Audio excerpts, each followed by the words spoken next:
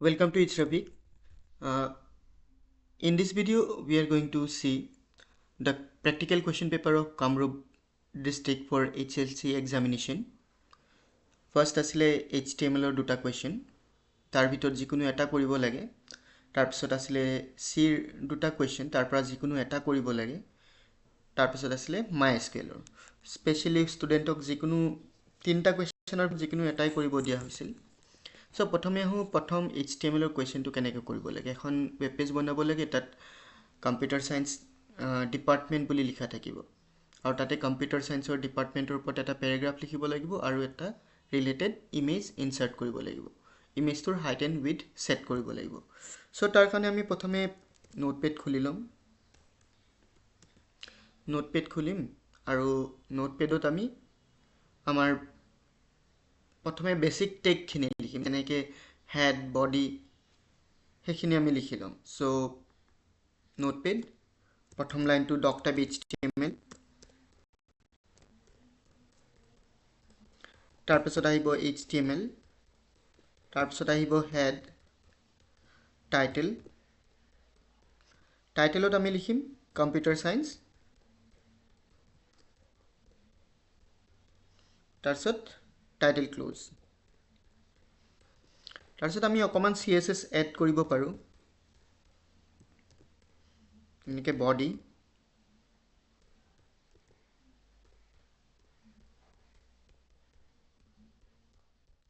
background color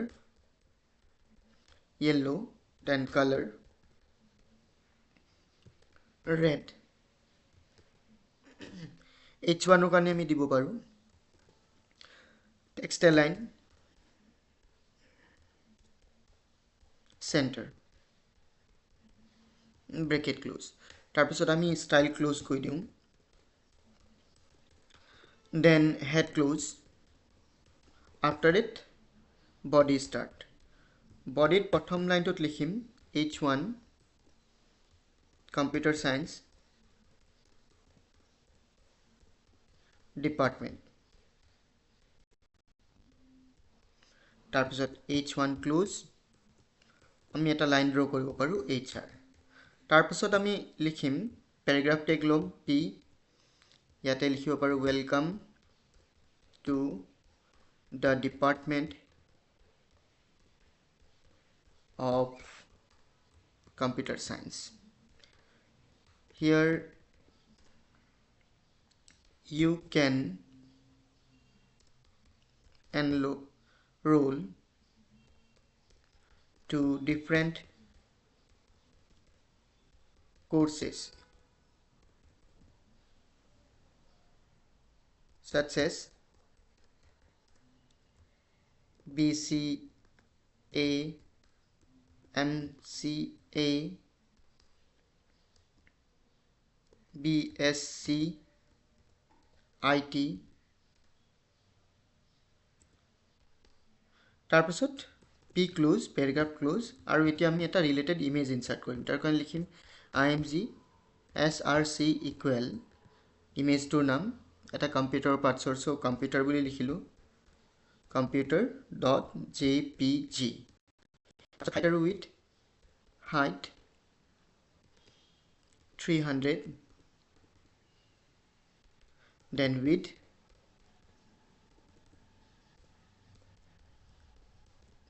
400 তাৰপিছত bracket alt attribute দিম যদি আমাৰ ইমেজটো अवेलेबल না থাকে সো আমি altত যেটো লিখিছো সেইখিনি ডিসপ্লে কৰিব altত লিখিলো cs department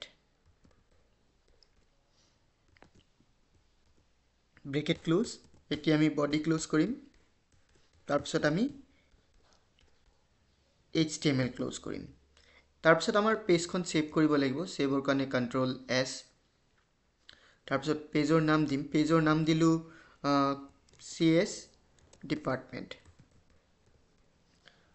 then .html so পেজখন সেভ কৰিলো সেভ কৰাৰ পাছত আমি ডেস্কটপত আহিম আমাৰ পেজখন চাম এইখন আমাৰ পেজ সো পেজখন ওপেন কৰিম সো এইখন আমাৰ পেজখন ইয়াতে আমি ইমেজটো দেখা নাপাও বিকজ যেহেতু আমি আমাৰ ইমেজটো নাই computer, that's Y broken image এখন ডিসপ্লে কৰি আছে। সো এনেকৈ আমি প্ৰথম কুৱেশ্যনটো কৰিব পাৰোঁ। তাৰপিছত second question, create a web page titled my favorite subjects, display an order list of at least 5 favorite subjects and unorder list of at least 5 favorite games, use appropriate heading for both. So তাৰ কাৰণে আকৌ আমি নতুন যাম, নতুন page এখন ল'ম।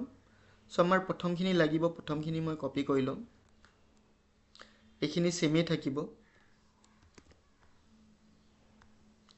So এইখিনি কমপ্লিটলি সেম থাকিব প্ৰথম ষ্টাৰ্টিংখিনি। পেজৰ নেমটো খালি চেঞ্জ কৰিম, ইয়াতে মই পেজৰ নামটো দিলোঁ মাই ফেভাৰিটছ। তাৰপিছত বডিৰ পাছত আহিম, প্ৰথমে H1 লিখিম, ইয়াতে দিওঁ মাই ফেভাৰিট।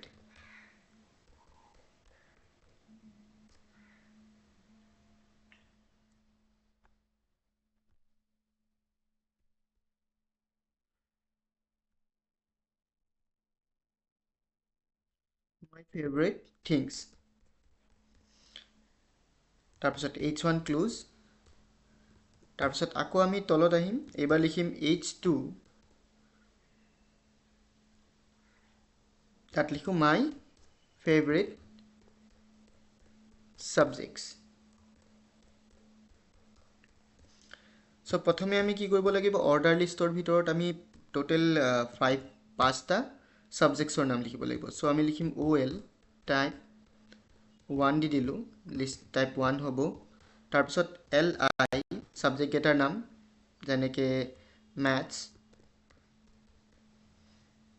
আকৌ LI, দেন কম্পিউটাৰ, আকৌ LI science, then LI English and LI social. তো 5টা সাবজেক্ট হৈ গ'ল। তাৰপিছত আকৌ আমি তলত আহিম, এবাৰ আকৌ H2 দিম, ইয়াতে লিখিম মাই ফেভাৰিট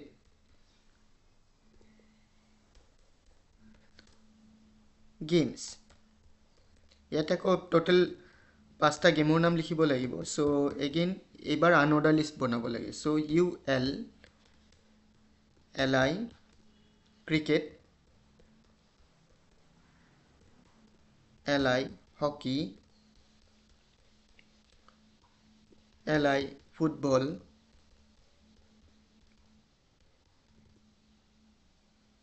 LI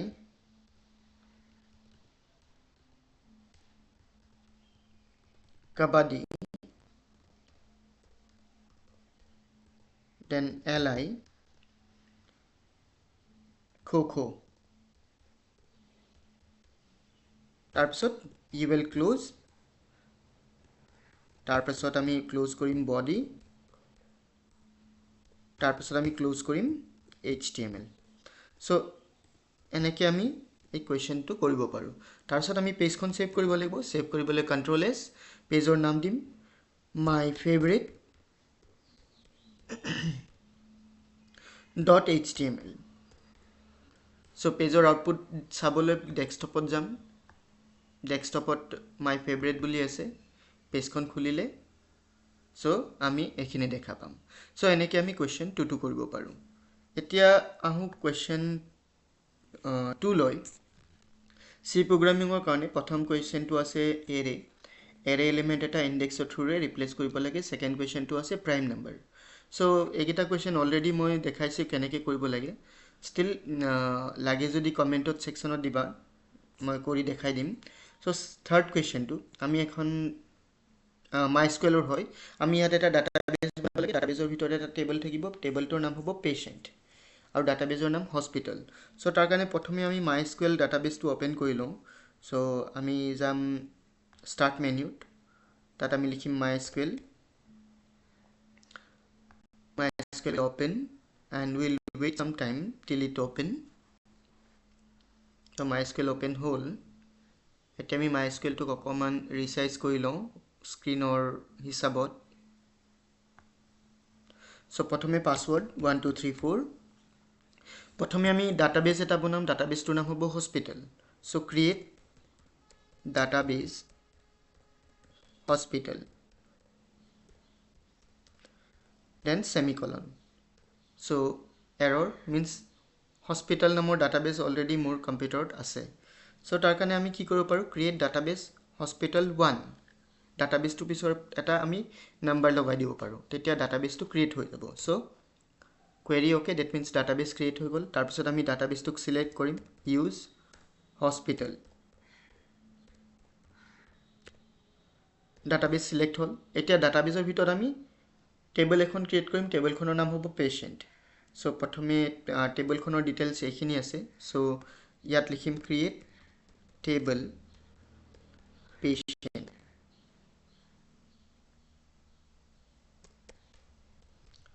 ব্ৰেকেট, তাৰপিছত ফিল্ড কেইটাৰ নাম, প্ৰথম ফিল্ডটো হ'ল patient ID,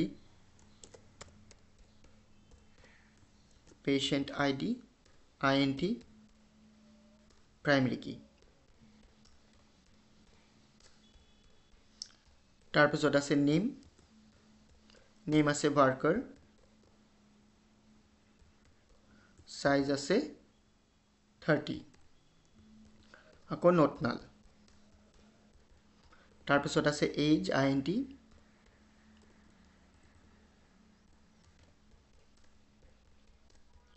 not null. তাৰপিছত আছে gender,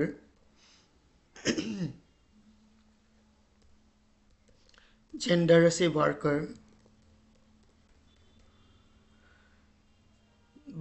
then size 10, not null. তাৰপিছত আছে disease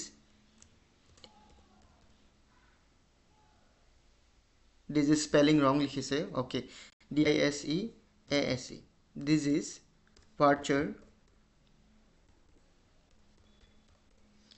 size আমি দিম 30, আকৌ not null. তাৰপিছত ব্ৰেকেট ক্লোজ কৰিম আৰু সেমিকলন. আমাৰ যদি টেবলত একো মিস্টেক নাথাকে তেতিয়াহলে query okay আহিব, আৰু যদি কিবা মিস্টেক থাকি যায় দেন আহিব error. Okay, so query okay, that means table create হৈ গল. এতিয়া insert the data into the table. So যিখিনি table b questionত যিখিনি ইনফৰমেশন আছে আমি টেবলৰ ভিতৰত ভৰাব লাগে. So তাৰ কাৰণে আমি লিখিম insert into patient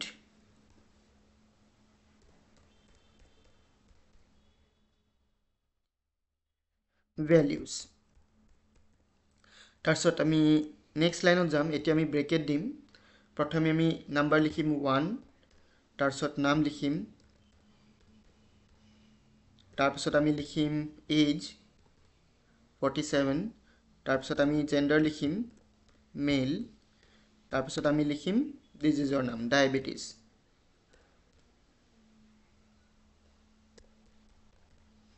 তাৰপিছত ব্ৰেকেট ক্লোজ কৰিম, কমা দিম. আকৌ নেক্সটৰ কাৰণে আমি আপ এৰো দিম, গোটেইখিনি আহি যাব নিজে নিজে. 1ৰ ঠাইত আমি 2 লিখিম, তাৰপিছত month 2, নেক্সট পেশেন্ট, তাৰপিছত এজ আছে 30 লিম ইয়াতে, মেলে হয়, then fever,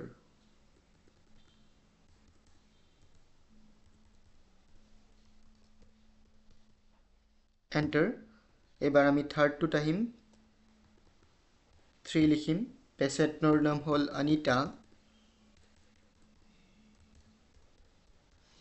age 40, so sorry, 3, patient name Anita, then age আছে 40, তাৰপিছত এটো হ'ব ফিমেল, বেমাৰ আছে কোল্ড,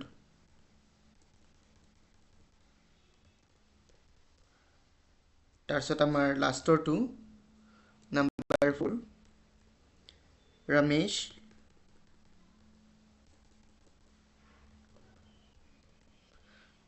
age 55, মেল,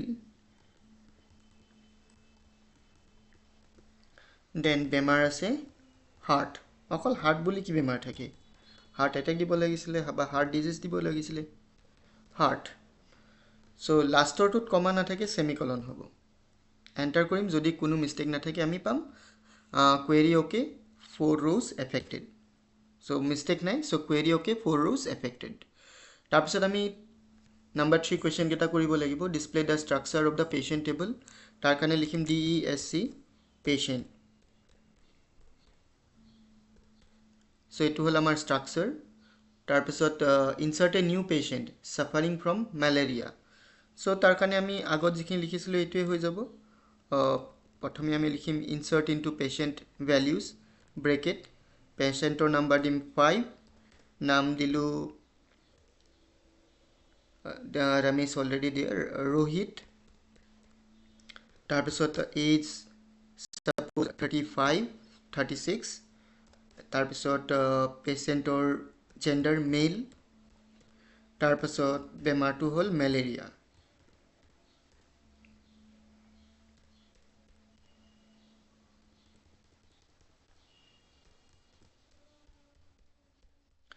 inverted comma close bracket close semicolon so কাৰণ আমি এটাই ভৰাইছো সেই কাৰণে এটা লাইনতে লিখি দিলো আৰু query টো এক্সিকিউট কৰিব কাৰণে semicolon one row affected মানে আৰু এটা ৰেকৰ্ড এড হৈ গল display the patient details in ascending order of age তাৰ কাৰণে আমি লিখিম select star from patient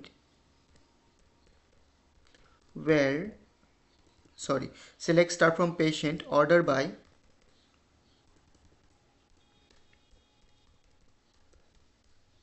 age ASC so means যাৰ এজ সবতকে কম তাৰ নামটো সবতকে ওপৰত আহিব আৰু যাৰ এজ সবতকে বেছি আছে তাৰ নামটো সবতকে তলত আহিব সো এইখিনি হল আমাৰ ৰেকৰ্ড মানটো সবতকে এজত কম আছে 30 আৰু সবতকে ডাঙৰ আছে ৰমেশ সো ৰমেশ সবতকে তলত আছে সো এনেকে আমি MySQL কোৱেশ্চন কেটা কৰিব পাৰো MySQL কোৱেশ্চন কেটা থিওৰি কাৰণেও ইম্পৰ্টেন্ট হয় সো থিওৰি কাৰণে প্ৰেক্টিস কৰিব পাৰা আৰু বাস ইমানখিনি আছিল সি প্ৰগ্ৰামিংৰ কামৰূপ ডিস্ট্ৰিক্টৰ কোৱেশ্চন পেপাৰ বেলেগ ডিস্ট্ৰিক্টত কেনেকে কোৱেশ্চন আহিছে কমেন্ট সেকশনত জনাবা thank you for watching see you in a new video till then take care and by